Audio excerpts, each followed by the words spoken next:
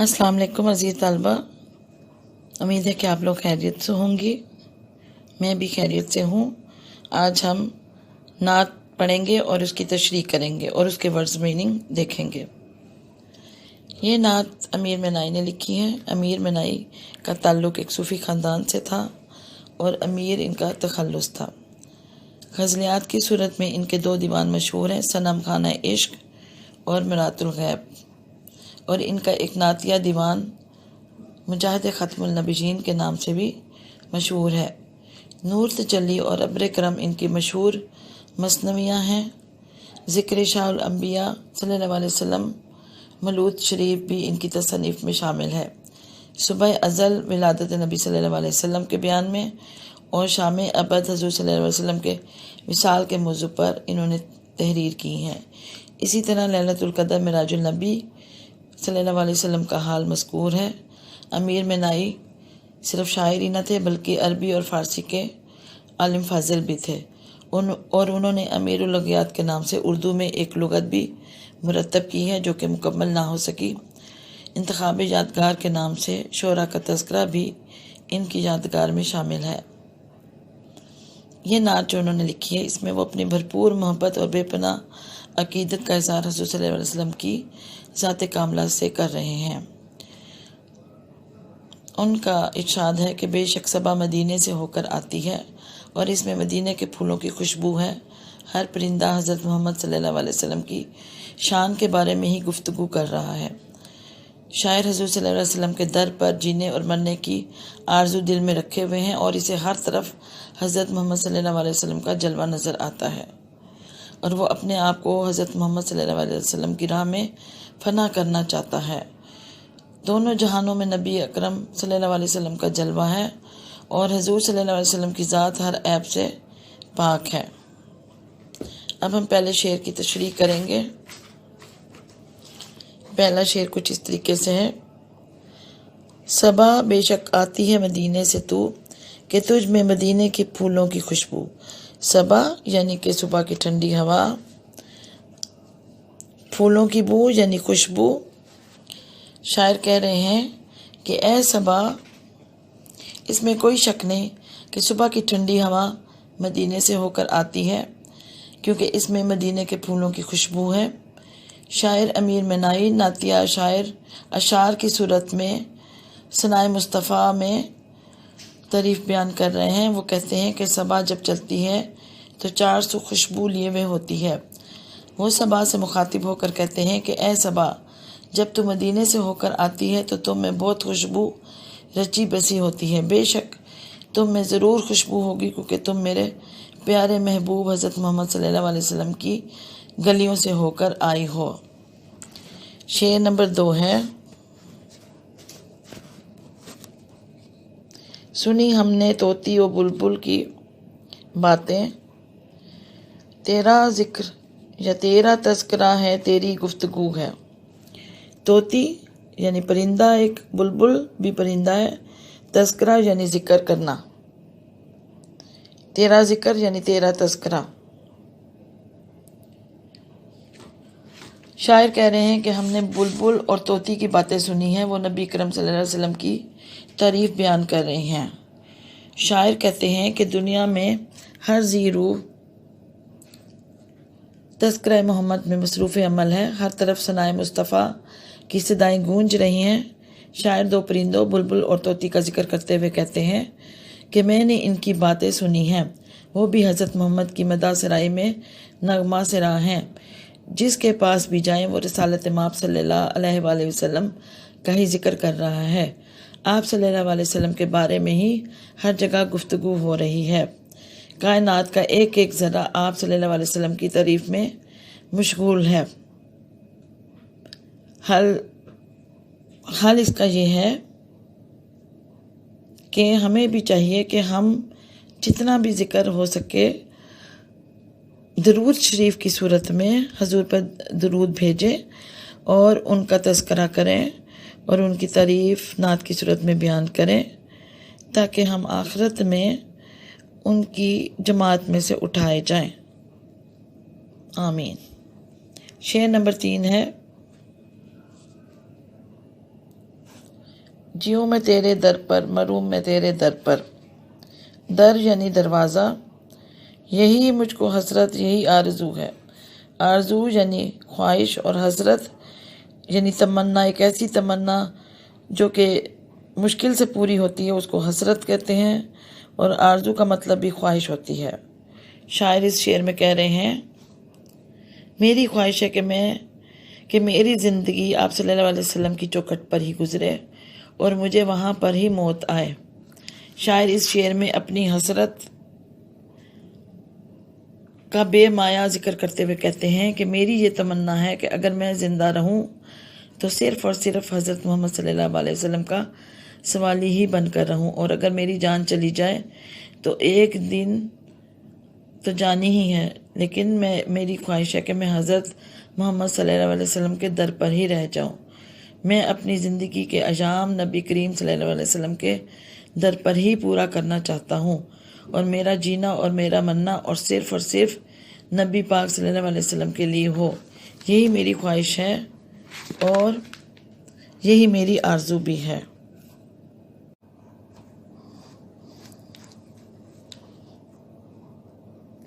شعر نمبر 4 ہے بچوں۔ جمے جس طرف آنکھ جلوہ ہے اس کا، جو ایک سو ہو دل تو وہی 4 سو ہے۔ جلوہ یعنی جلوہ نظر آنا، چہرہ نظر آنا، یکسو ایک جگہ، 4 سو چاروں طرف۔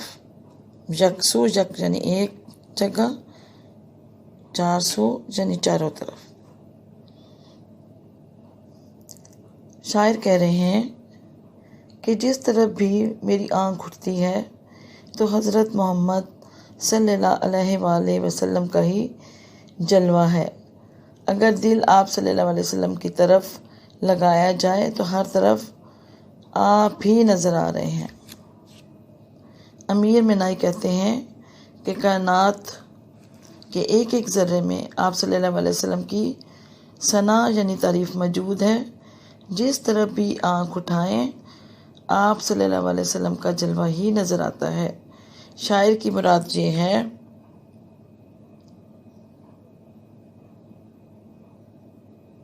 کہ اللہ تعالیٰ نے حضرت محمد صلی اللہ علیہ وسلم کو ساری کائنات کے لیے رحمت بنا کر اس دنیا میں بھیجا ہے۔ آپ صلی اللہ علیہ وسلم کی رحمت دونوں عالم کے لیے ہے یعنی دونوں جہانوں کے لیے ہے، اس لیے ہر طرف آپ صلی اللہ علیہ وسلم کی رحمت ہی نظر آتی ہے۔ اگر دل آپ صلی اللہ علیہ وسلم کی طرف لگا لیا جائے تو ہر طرف آپ صلی اللہ علیہ وسلم ہی نظر آئیں گے یا نظر آتے ہیں۔ یہ تھا ہمارا شعر نمبر 4۔ اس کے بعد شعر نمبر 5 ہے، تیری راہ میں خاک ہو جاؤں مر کر، یہی میری حرمت یہی آرزو ہے۔ خاک یعنی مٹی ہو جانا، مٹی میں مل جانا یعنی مر جانا، یعنی خاک ہو جاؤں مر کر بھی انسان مٹی ہو جاتا ہے، تو شاعر خواہش کر رہا ہے کہ میں پہلے ہی خاک ہو جاؤں، یعنی کہ تیری راہ میں یعنی تیری محبت کے راستے میں خاک ہو جاؤں۔ حرمت کہتے ہیں عزت کو، اور آبرو جو ہے وہ اس کو بھی عزت ہی کہا جاتا ہے۔ آبرو کا مطلب بھی عزت ہے اور حرمت کا مطلب بھی عزت ہے۔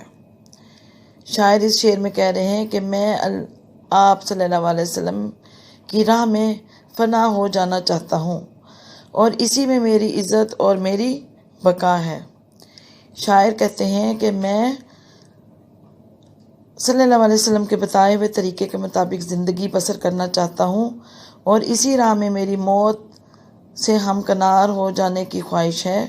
میرا جینا اور میرا مرنا آپ ہی کے لیے ہے، ایسی شاندار موت ہی میری عزت ہے۔ شاعر نبی پاک صلی اللہ علیہ وسلم سے بے پناہ محبت کا اظہار رکھتا ہے۔ شاعر حضرت محمد صلی اللہ علیہ وسلم کو اپنا محبوب خیال کرتا ہے، اور اس کا کہنا ہے کہ میں صرف آپ صلی اللہ علیہ وسلم کی بتائی ہوئی تعلیمات کے مطابق زندگی بسر کروں گا، اور جب میرا وقت ختم ہو جائے گا تو اس وقت میری دھیان میں صرف آپ صلی اللہ علیہ وسلم کی ذات اقدس ہوگی۔ اگر آپ مجھے صلی اللہ علیہ وسلم کے غلام کی حیثیت سے موت بھی آ جائے تو میرے لیے اس سے بڑھ کر عزت اور مقام کا کوئی اور رتبہ نہیں ہوگا۔ اس سے بڑھ کر یعنی کہ میرے لیے اور کوئی، اس سے بڑھ کر میرے لیے یہ بات سب سے بڑھ کر ہے کہ میں حضرت محمد صلی اللہ علیہ وسلم کی راہ میں جہاد کرتے ہوئے شہید ہو جاؤں، یہ میرے لیے باعث عزت ہے۔ شعر نمبر 5 ہے، تیری راہ میں خاک ہو جاؤں مر کر، یہی میری حرمت یہی آرزو ہے۔ یہ شعر نمبر 5 ہم نے کیا ہے۔ شعر نمبر 6 ہے، یہاں ہے ظہور، یہاں ہے ظہور اور وہاں نور تیرا، مقام بھی تو ہے لامکاں میں بھی تو ہے۔ شاعر یہاں کہہ رہے ہیں ظہور یعنی ظاہر ہونا، ظہور یعنی ظاہر ہونا، نور یعنی تیری روشنی، مکان، مکان یعنی کہ حدود، کوئی حد ہونا، اور لامکان، لا کا مطلب ہوتا ہے نہیں، جس کی کوئی حد نہیں ہوتی، لامحدود، لمٹ لیس، اس کو لامکان کہتے ہیں، جس کی کوئی حدود مقرر نہیں ہوتی۔ تو شاعر اس شعر میں یہ کہہ رہے ہیں کہ اس دنیا میں حضرت محمد صلی اللہ علیہ وسلم ظاہر ہوئے ہیں اور دوسرے جہان میں بھی وہ روشنی کی شکل میں موجود ہیں۔ ہر جگہ آپ صلی اللہ علیہ وسلم کا جلوہ ہے۔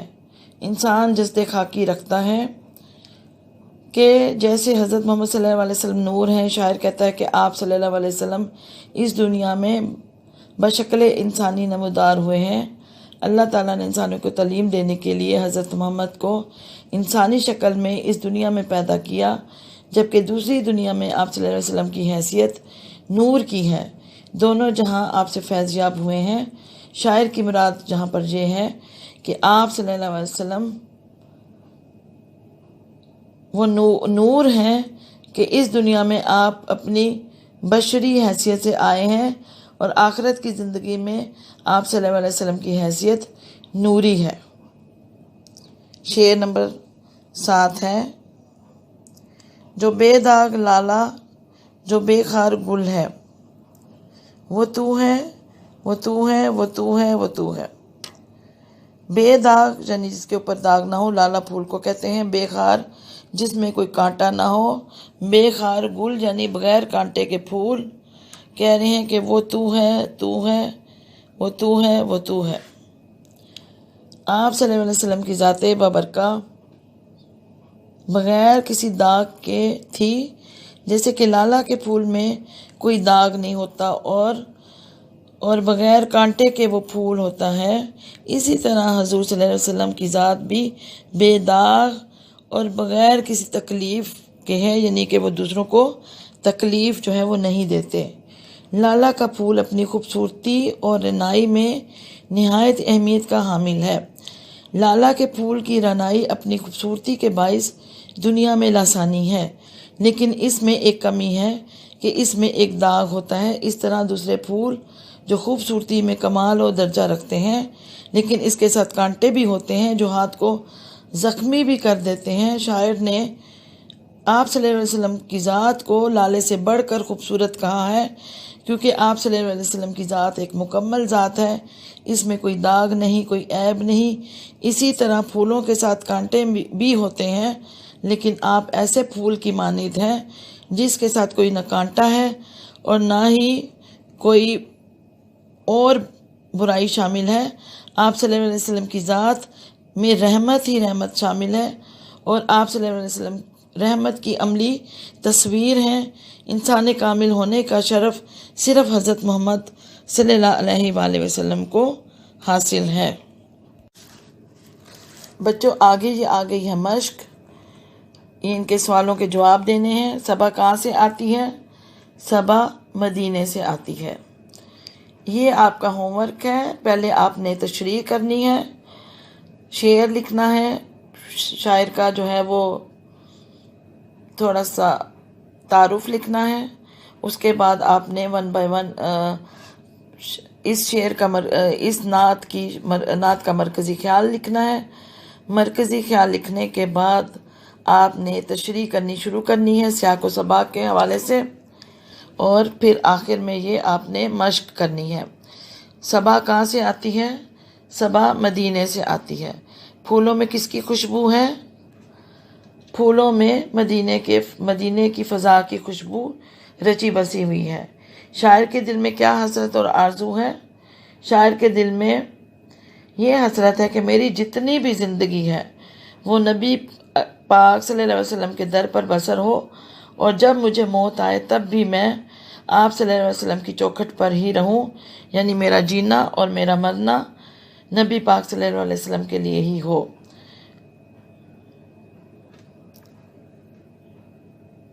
طوطی و بلبل کس کا ذکر کرتے ہیں؟ طوطی و بلبل آپ صلی اللہ علیہ وسلم کا ہی ذکر کرتے ہیں۔ اس نعت میں ردیف کیا ہے؟ اس نعت میں ردیف جو ہے وہ ہے یہ دیکھیں، گفتگو ہے، آرزو ہے، یہ ہے ردیف۔ اور قافیہ کیا ہے؟ اس نعت کے قافیے اپنی کاپی میں لکھیں۔ قافیے ہیں جی، تو، یہ دیکھیں، تو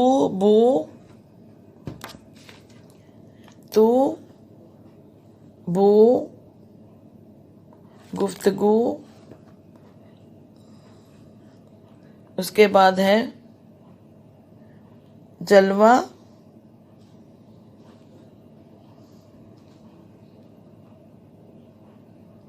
آرزو، یہ دیکھیں تو 4 سو اور آرزو، آبرو، ٹھیک ہے، یہ سب ہم قافیہ الفاظ ہیں۔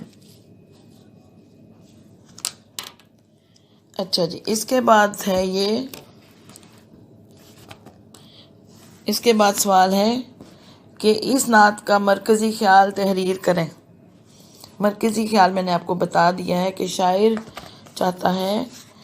بتا رہا ہے کہ اس دنیا میں ہر طرف اللہ تعالیٰ حضرت محمد صلی اللہ علیہ وسلم کا جلوہ ہے، اور شاعر اپنی زندگی حضرت محمد صلی اللہ علیہ وسلم کے بتائے ہوئے طریقے کے مطابق بسر کرنا چاہتا ہے، اور وہ چاہتا ہے کہ اس کی زندگی حضور کی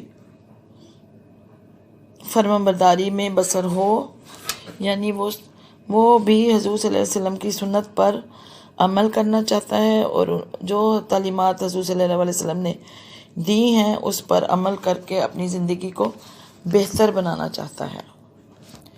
اچھا، یہ آگے سوال ہے جی، لالے کے بے داغ اور گل کے بے خار ہونے سے کیا مراد ہے؟ لالے کے بے داغ اور گل کے بے خار ہونے سے مراد یہ ہے کہ لالے کا پھول جو اپنی خوبصورتی اور رعنائی میں نہایت خوبصورتی کا حامل ہوتا ہے، لیکن لالا کے پھول میں کوئی کانٹا بھی نہیں ہوتا، اور یہ اپنی خوبصورتی کی وجہ سے پوری دنیا میں لسانی ہوتا ہے۔ اس میں صرف ایک کمی ہوتی ہے کہ اس میں ایک داغ ہوتا ہے، اور اس طرح وہ دوسرے پھول جو خوبصورت ہوتے ہیں لیکن ان کے ساتھ کانٹے بھی ہوتے ہیں جو ہاتھ کو زخمی کر دیتے ہیں، تو لالے کا پھول جو ہے وہ زخمی نہیں کرتا، لیکن حضور صلی اللہ علیہ وسلم کی ذات جو ہے وہ بے داغ بھی ہے اور کانٹوں سے پاک بھی ہے، یعنی آپ رحمت ہی رحمت ہیں۔ اس کے بعد کالم 1 کو کالم B سے آپ نے ملانا ہے۔ صبا،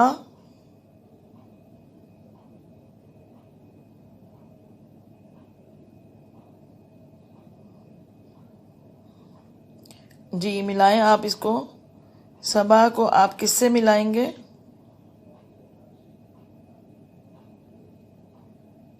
मकां को लामका से, मकां को लामका से, और सबा को बू से। सबा को हम बू से मिलाएंगे, तोती को बुलबुल से मिलाएंगे, तस्करा को हम गुफ्तगू से मिलाएंगे, और हसरत को हम आरजू से मिलाएंगे, यकसू को हम चारसू से मिलाएंगे, चारसू से मिलाएंगे, हुर्मत को हम हुर्मत आबरू से मिलाएंगे, हुर्मत को हम आबरू से मिलाएंगे। आबरू नहीं लिखा हुआ इधर, हुर्मत ये लिखा, सॉरी। हुर्मत को हम आबरू से मिलाएंगे, और ज़हूर को हम नूर से मिलाएंगे, नूर से मिलाएंगे हम, और मकान को लामकान से मिलाएंगे, इस तरीके से। ठीक है बच्चों, ये हमने कॉलम मिला लिए हैं। उसके बाद अगला पेज देखें। अगले पेज पे है कि नीचे दिए गए इशारात की मदद से नात का खुलासा मुकम्मल करें। तो खुलासा या मरकज़ी ख्याल मैं आपको बता चुकी हूँ।